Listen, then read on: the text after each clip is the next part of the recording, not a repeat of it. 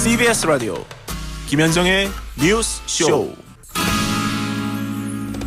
국가인권기구 국제조정위원회라는 곳이 있습니다. 그런데 이곳으로부터 우리나라의 국가인권위원회가 등급 보류 판정을 받았습니다. 인권위 출범 이후 내내 A등급 유지했는데 이번에는 그렇게 줄 수 있을지 없을지 심사를 다시 해봐야겠다. 이런 뜻이라는군요. 한때 인권위의 부의장국까지 맡아서 다른 나라 심사하는 역할을 했던 우리나라인데 어쩌다가 이렇게 강등 위기에 처했을까요? 서울대 조국 교수 연결을 해보겠습니다. 조국 교수는 한때 인권위의 비상임위원직을 맡았었는데 인권위를 비판하면서 사퇴를 했던 분이죠. 만나봅니다. 조국 교수님 안녕하세요. 예, 안녕하십니까. 우선 국가인권기구 국제조정위, 이게 ICC라고 하던데 이게 어떤 단체인가요? 전 세계 120여 개국 국가의 각 인권위원회 또는 인권위와 비슷한 조직이 있는데요. 예. 그 인권기구의 연합체라 보시면 되고요. 우리나라 국가인권위원회는 2004년에 가입한 바 있습니다. 이게 등급 심사를 매년 합니까? 5년에 한 번씩 하죠. 5년에 한 번씩. 이렇게 각 나라의 인권 관련 기관들 등급 매기는 이유는 뭔가요?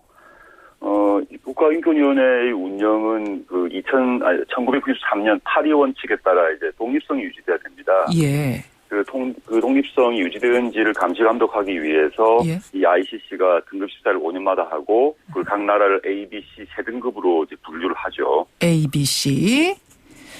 거기서 우리나라는 2001년 출범 때부터 내리 A 등급을 유지를 했다는 건데 이번에 처음으로 재심사 도마에 올랐다. 그냥 언뜻 생각할 때는 뭐 A 등급 됐다 B 등급 됐다 왔다 갔다 할 수도 있는 거 아닌가 이런 생각이 들 수도 있는데 이게 그렇지 않다. 상당히 충격적인 일이라고요. 엄청난 망신이죠. 국제적으로는 이 B등급이 된다는 얘기는 예. A, B, C 왔다 갔다 물론 할 수 있습니다만은 예. 우리나라의 위상이 한국 국가인권위원회 위상이 지금까지는 아주 최고의 위상이었습니다. 단순히 A등급이란 거 외에 2007년에는 ICC 부의장국이었고 2010년에는 의장국이 예정되어 있는 그런 순서였고 의장국이 될 뻔하다가 그때 왜 안 됐던 거죠? 2009년에?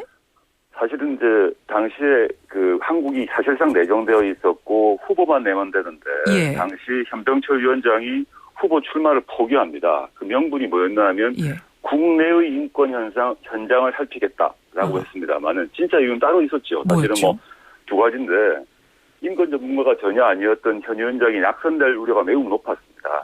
두 번째는 더 중요하게는 이 ICC 의장국이 되면 국내 인권 개선에 있어서 전 세계 모범을 보여야 되거든요. 그게 두려웠다 또는 부담스러웠다라고 생각합니다. 그런 이유로 스스로 포기를 하는 일이 2009년에 벌어졌었다. 이미 유례없는 일이 그 당시 포기됐고요. 전 세계 ICC 의장국이라는 것은 우리나라의 이른바 국격을 높이는 데 매우 소중한데 이미 2010년에 포기를 한 거였죠. 그렇군요. 그럼에도 불구하고 우리가 그래도 지금까지는 A등급을 유지를 해왔는데 이번에는 어쩌다가 니네는 다시 심사받아야 된다. 등급 보류 판정받은 건가요? ICC의 결정 이유를 보게 되면 인권위원 절차의 투명성 문제, 인권위원과 직원의 다양성 보장 이런 문제를 지적했습니다. 하지만 그 핵심을 보게 되면 지금까지 쭉 여러 가지 일들이 많았습니다. 즉 요체는 현병철 위원장이 계시는 현재 국가인권위원회가 정부로부터 독립되어 있지 못하다라는 판단이 이제 있고요. 그 말은 그 이전과 달리 현재 국가인권위원회가 정부의 여러 가지 문제점 또는 정부의 인권 침해에 대해서 권고를 하거나 새로운 정책을 낸다거나 하는데 매우 조심스러운 행보를 보여왔거든요. 여러 가지 예가 있기 때문에. 대표적인 기억나는 거 어떤 거 있어요? 이건 정말 이해가 안 됐다 하는 게 있다면 뭘까요? 워낙 많습니다만 제가 하나만 말씀드리겠습니다. 그러시죠. 청와대 민간인 불법 사찰이 벌어졌죠. 결국 최종적으로 다 불법 사찰이 확인되어서 처벌을 받았습니다. 관련자들이. 근데 불법 사찰이 진행되니까 인권위가 계속 그 문제를 회피하다가 결국은 이제 직권조사를 벌여가지고 청와대 민정수석 등이 개입됐다. 그래가지고 재발 방지책을 권고합니다. 그때 청와대가 민간인 불법 사찰은 근절돼야 됩니다라는 두 문장의 회신을 보냅니다. 그런데 인권위가 다시 제출하라고 요구를 하니까 청와대는 회신을 아예 보내지 않습니다. 완전히 무시한 거죠. 그랬죠. 그럼 통상 경우는 인권위가 다른 작업을 해야 되는데 두 줄짜리 문장을 받고 인권위는 임의로 수용한다. 그 결정을 수용한다는 결정을 내리는 거죠. 시쳇말로 알아서 기고 있다. 즉 정부에 부담되는 권고는 최대한 하지 않고 예. 권고를 한 경우에서 정부가 2줄짜리 문장을 보내면 잘했다고 하면서 그걸 수용합니다. 알아서 기고 있다. 알아서 기는 거죠. 이전 정부 김대중 노무현 정부 하에서 국가인권위원회는 김대중 노무현 정부의 인권 침해 문제, 인권 개선 문제에 대해서 적극적으로 문제를 제기했거든요. 예. 그런 것을 보다가 조국 교수께서는 2010년 11월에 인권위 비상임위원을 사퇴하셨어요. 네, 그랬습니다. 네. 그 당시에도 그러니까 지금 설명하신 이런 이유하고 통하는 이유 때문에 사퇴를 하신 거죠? 물론이죠. 제가 그 당시 2010년 11월에 임기를 앞두고 사퇴를 했는데 그때 제가 그 사퇴서 제출하면서 쓴 문장이 있습니다. 뭐냐 하면 예. 현재 인권위원회가 인권의 잣대가 아니라 정파의 잣대를 사용해서 국가 권력의 인권 침해에 대한 견제, 비판 이런 본연의 역할을 방기하고 있다. 국가 권력에 맞서는 인권위원장의 당당한 모습은 사라지고 국가 권력의 눈치를 보는 인권위원장의 초라한 모습만 남았다. 이런 표현을 좀 강한 표현을 썼습니다. 예. 당시 그런 예견을 했고요. 이런 사태를 예견하셨어요.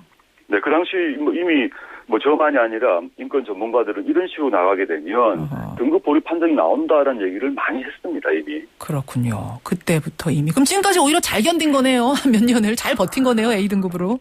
말씀 듣고 보면. 그러니까 인권 웬만해서는 등급 보류를 하지 않는데 그 전에 아직 사인이 왔습니다, 사실은요. 예컨대 그 유엔 인권 옹호 특별보고관이 뭐라고 그랬냐면 인권위는 현재 인권위는 대한민국 인권 증진하는데 도움을 주지 못하고 있다라고 비판을 하고요. 그다음에 유엔 관련 기관에서 계속적인 공고를 합니다. 인권위에 관해서 여러 가지 그 공고가 들어옵니다. 다 무시했습니다. 아니 왜 저는 그게 궁금해요. 그러면은 우리나라의 인권 관계자들, 시민단체 이런 분들, 전문가들도 이거 이대로는 안 된다 계속 얘기를 해왔고, 네네. 외부에서도 경고 줬고, 그런데 왜 아무런 개선 움직임이 없는 거죠? 누구 문제입니까? 그 개선을 하게 되면 인권위가 이제 활발해진다는 얘기는 그 국가 권력의 인권 침해에 대해서 강력한 비판 활동을 한다는 걸 얘기하는 거거든요. 그러네요. 그 이전 정부, 이 인권위를 만들었던 김대중 정부나 그 후에 노무현 정부 등 그런 비판 활동을 수용을 했습니다. 그럼 마뜩치 않았겠죠. 그렇지만 이명박 정부 들어서부터는 인권위가 활성화되는 걸 전혀 원치 않았습니다. 그래서 현병철 위원장도 스스로 자신이 인정했듯이 자신은 인권 전문가가 아니라고 그랬거든요. 인권위 전문가가 아닌 분을 임명을 하고, 그다음에 인권위 안에 직원들을 60명을 많은 수를 축소시키고 결국 나중에는 60명이 나가게 되죠, 사람이. 인권위의 위상도 추락시키고 구성도 줄이게 되고 활력도 떨어뜨리게 되면 자연스럽게 정부로서는 좋은 거죠. 자신들에 대한 비판 세력이. 특히 그 국가인권위원회는 국가기관입니다. 독립된 국가기관이 정부의 여러 가지 문제점을 비판하다 보니까 이게 부담스럽고 그걸 참고 수용할 수 있는 포용력 이런 것들이 결여돼 있다라고 봅니다. 결국 이제 마지막까지 온 거죠. 대통령이 그러니까 결단을 내려야 되는 거네요, 지금. 사실 여기서 벗어나려면, 이 망신에서 벗어나려면. 당연히 저는 이제 그 현병철 위원장께서 이명박 박근혜 두 정부에 걸쳐서 연임을 하셨습니다. 그런데 이 정도가 왔으면 이제 인권위원장께서 스스로 사임하시고 책임지고 사임하시고 정말 인권 전문가가 되어야 되는 게 아닌가. 인권 문제는 좌우가 문제가 아니라 좀 보수적인 분이라 하더라도 지금 박근혜 정부가 보수 정부 아닙니까? 그렇죠. 보수 정부라고 하더라도 인권 전문가가 계시죠, 당연히. 알겠습니다. 그런 분을 임명해야 된다라고 생각하고 있습니다. 서울대학교 조국 교수 지금 만나고 있습니다. 교수님. 네네. 오늘 주제는 아닌데요. 제가 하도 궁금해서 딱 한 질문만 좀 드리고 끊었으면 좋겠는데 지금 뭡니까? 새정치연합이 공천이냐 무공천이냐 문제로 심한 갈등 중이에요. 조국 교수님 생각은 어떤가 제가 이 한 질문만 좀 드려보시오. 저는 개인적으로는 그 기초 의원 정도는 폐지를 할 수 있지만 기초단체장, 시장, 구청장 같은 경우는 폐지해서는 안 된다는 소신을 가지고 오랫동안 얘기를 해왔습니다. 그렇게 하는 것은 정당 정치의 붕괴를 가져오는 것입니다. 그런데 이번 새정치연합이 합당의 근거를 그걸로 삼았거든요. 전 새정치의 요체가 기초공천 폐지는 아니라고 생각합니다. 그런데 대선 공약을 여야가 모두 했기 때문에 약속을 지키자라고 새정치연합에서 그걸 갖고 나온 거죠. 그렇죠. 모든 것의 중심이라고 얘기를 하신 것 같은데요. 저는 새정치 또는 정치개혁의 요체가 새정치연합은 기초공천 폐지는 아니라고 생각하고 있고요. 그렇기 때문에 이 문제가 모든 문제의 본질이라고 생각하지 않습니다. 저는 이건 뭐 유턴할 수 있다고 생각하고 있고요. 유턴할 수 지금도 유턴할 수 있다고 보세요. 이렇게까지 왔는데. 저는 할 수 있다고 봅니다. 그것이 왜 약속이라는 것은 계약 아닙니까? 예. 여야에서 한쪽에서 최경환 대표께서 새누리당 최경환 대표께서 약속 안 지키겠다 선언을 하셨잖아요. 이걸 사과했습니다. 그렇죠. 우리 계약을 할 때는 양당사자가 합의할 때만 그건 지켜지는데 한쪽에서는 지키지 않다고 그러는데 한쪽에서는 지키자고 하는 거 아니겠습니까? 알겠습니다. 이거는 이쪽에 지키겠다는 쪽에서 이러면 계약을 포기하겠다고 하는 것이 도덕적으로나 정치적으로 다 비난받을 사안은 아니다 생각하고 그렇게 있습니다. 보시는군요. 유턴할 수 있다. 더 질문 드리고 싶은데 일단은 오늘 여기까지 듣는 것으로 인권 이야기 듣는 것으로 하지요. 조국 교수님 고맙습니다. 네, 감사합니다.